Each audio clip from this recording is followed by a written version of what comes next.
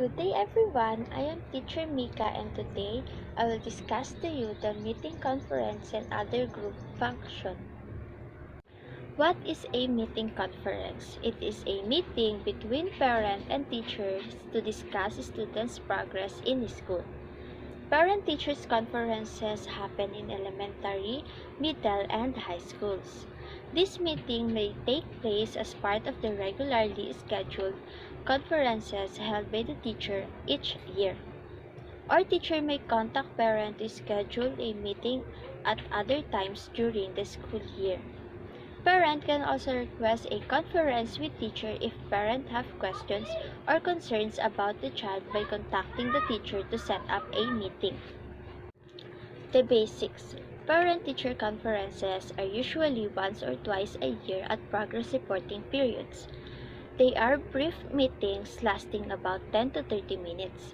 Conferences are typically scheduled 1 to 2 months in advance. Some middle and high schools only request parent conferences to discuss problems.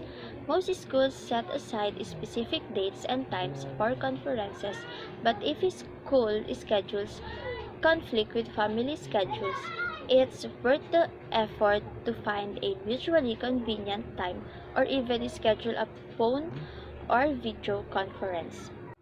Also, be mindful of special situations such as divorced parents, single parents, or guardianships. Some divorced parents, for example, may prefer separate conferences.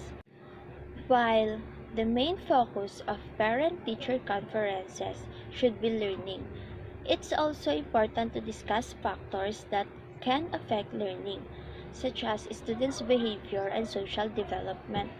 Other topics might include standardized test results, individualized education programs or IEPs, 104 education plans, peer relationships, classroom behavior, motivation and work habits, as well as students' strengths and challenges. Conducting effective parent-teacher conferences can boost family involvement in classroom and help promote positive outcomes for teacher, students, and school.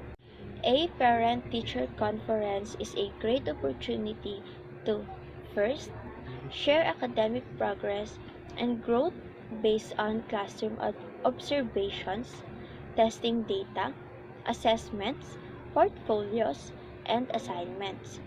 Second, learn from parents or guardians so you can be better informed about students' strengths, needs, behaviors, and learning styles. For the third, discuss enrichment or intervention strategies to support students' learning.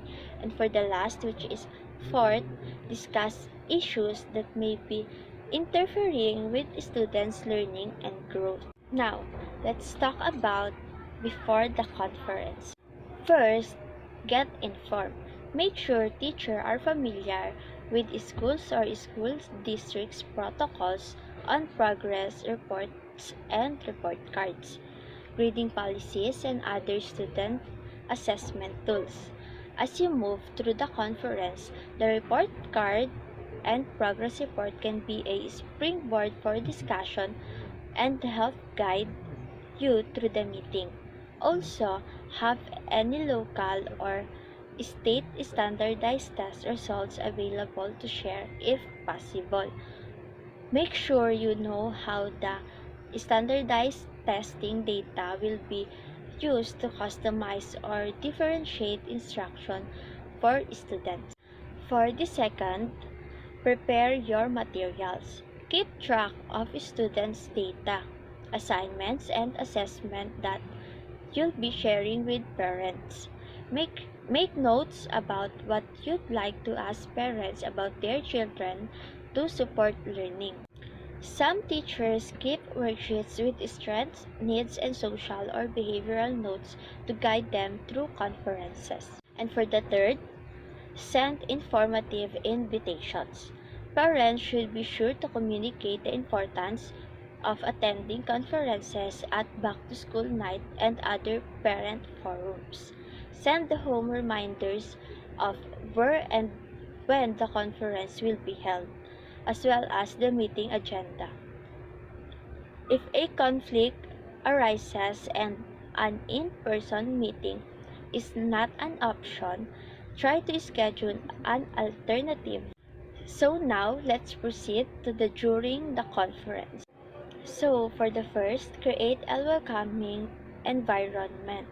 Make a space for the conference with an adult-sized tables and chairs. Remember to have paper and pens available so parents take notes. If parents need to bring their child or other siblings, have an area set aside with puzzles, games, worksheets, or computers to limit distractions. For the second, open with positives. Parents of special education students should be aware of their child's strengths and challenges. The goal is to share information about students' academic progress and growth, not just how they interact. Be sure to start with the positives when talking to your child's teacher about his or her schools. And for the third, discuss progress and growth. Parents should be aware of their child's ability levels, and grade level expectations. Try to limit all talk to learning and how to support students' instructions. Don't worry about your child's individual instructional levels that they're standing in class. And for the fourth, avoid teacher talk. K-12 education is loaded with jargon and acronyms, but a parent-teacher conference is not the place to use them. So be sure to explain any terms, curriculum, tiles, or even words on progress reports that aren't commonly used outside the school setting. For the fifth, ask questions and listen. Ask your child if they like school and why or why not. This can give you a lot of information that can be helpful in classroom. Ask parents for their input about students' strengths, needs, and learning styles, as well as their hopes and dreams for their children. For the sixth, make a plan. If you suspect a student may have a learning disability, you don't need to say that specifically. Don't sugarcoat the facts of your student's academic progress if it goes awry. If you have reason to expect negative interactions before the next conference, ask an administrator to attend. And for the last, which is 7, be honest and have a thick skin. Find out what you do to support your students' learning at home and how long it will take you to do it. Give parents a list of activities and strategies to support learning in home environment. Find out when you'll communicate to parents next. And now the last after the conference. First is follow up. Students can learn write thank you notes to their parents or guardians for attending and supporting their learning. Be sure to contact parents who did not attend and offer alternative ways to communicate about their child's progress if they didn't attend the conference. And for the second, communicate regularly. Let parents know what's going on with their child in an ongoing fashion. Keep families informed about class projects, homework, and other assignments, students' accomplishments, and any problem or concerns that may arise. And for the last, which is third, enhance your instruction. Teachers can use this information to make instructional decisions that will help your students achieve and grow in the classroom.